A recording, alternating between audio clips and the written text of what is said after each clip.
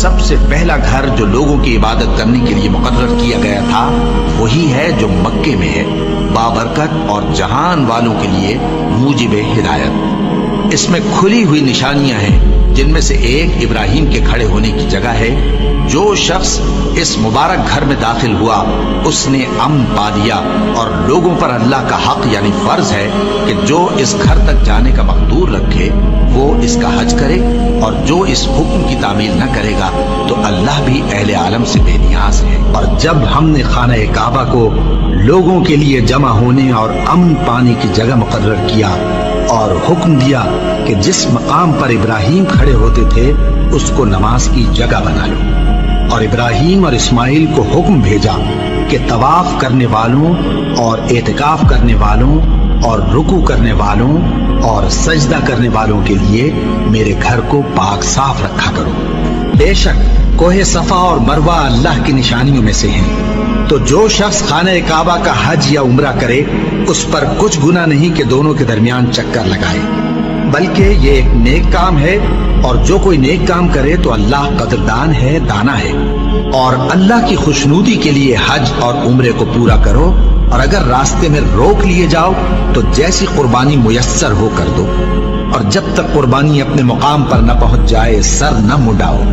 اور اگر کوئی تم میں بیمار ہو یا اس کے سر میں کسی طرح کی تکلیف ہو تو اگر وہ سر منڈا لے تو اس کے بدلے روزے رکھے یا صدقہ دے یا قربانی کرے۔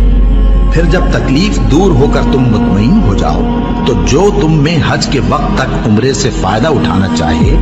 وہ جیسی قربانی میسر ہو کرے،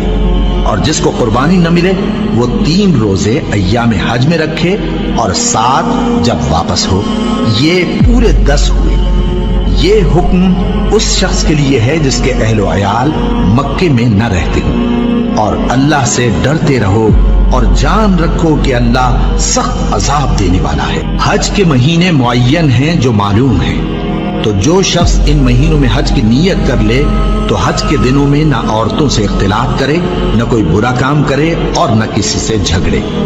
اور جو نیک کام تم کرو گے وہ اللہ کو معلوم ہو جائے گا۔ اور زاد راہ یعنی رستے کا خرچ ساتھ لے جاؤ، کیونکہ بہترین زاد راہ پرہیزگاری ہے۔ اور اے اہل عقل، مجھی سے ڈرتے رہو،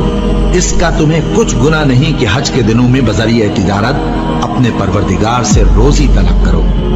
اور جب عرفات سے واپس ہونے لگو تو مشعر حرام یعنی مزدلفہ میں اللہ کا ذکر کرو، اور اس طرح ذکر کرو جس طرح اس نے تم کو سکھایا، اور اس سے پیشتر تم لوگ ان طریقوں سے محض ناواقف تھے۔ پھر جہاں سے اور لوگ واپس ہوں وہیں سے تم بھی واپس ہو، اور اللہ سے بخشش مانگو، بے شک اللہ بخشنے والا ہے،